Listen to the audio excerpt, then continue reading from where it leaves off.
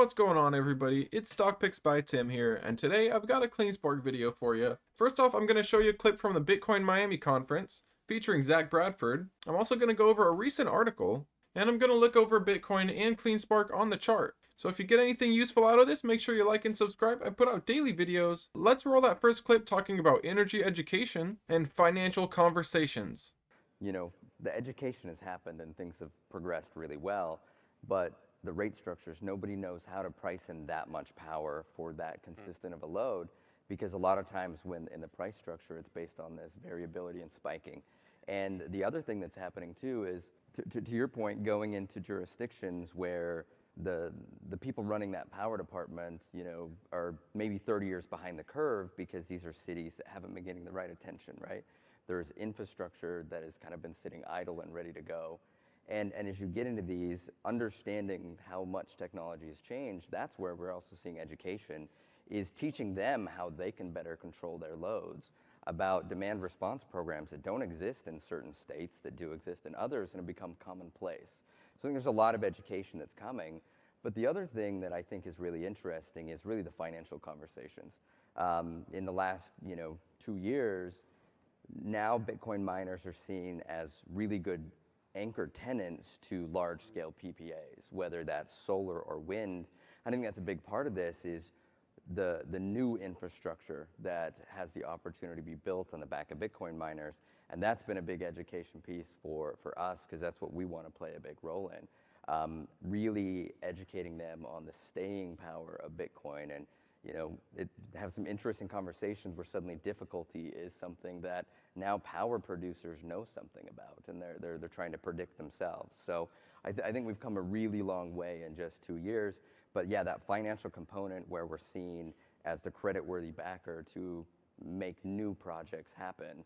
The government's not paying for it right now. We've seen how the bills aren't passing, but we know that we need it, and I think that it's going to get more interesting in the future, and Bitcoin mining is going to play an ever more important role in that. And Cleanspark has just earned the 44th spot on the Financial Times list of the 500 fastest growing companies in the Americas, North, Central, and South American countries, ranked by revenue growth from 2017 to 2020. And this is based on 500 companies, so that's great that they're in the top 44. And as said by Zach Bradford, the CEO, Cleanspark is a top Bitcoin miner, not only in terms of our network strength and other Bitcoin-specific metrics, but also in terms of our financial strength. Accolades like this confirm what our team has known for a long time, that we're making a name for ourselves as a leading North American sustainable Bitcoin miner. And going on to what Matt Schultz said, this is a strong testament to the strength of our operational strategy. It shows how being mindful of dilution, selective of energy, aggressive with technology, and transparent with our partners and stakeholders can generate impressive results. And this just adds to more reasons to be bullish on Cleanspark. Alright, now I hope you're enjoying so far. Now before we get into the chart on Bitcoin and Cleanspark, let's roll that next clip. And this one's going to be basically about owning the Bitcoin narrative in a positive way, and just getting the great things out there, such as support for the grid. Let's roll it. Appreciate that, because actually that's where we've been doing business, is largely been in California on the energy side. And the grid health over there is just a disaster. Yeah. And it's become the perfect example of what not to do from a long-term setting. Yeah. So I agree with what everybody said so far. So rather than reiterate that, I want to focus on a different risk, and something I think that, thinking long-term, I think what's important to us is to be an active participant in the communication of what's being said, out in the market.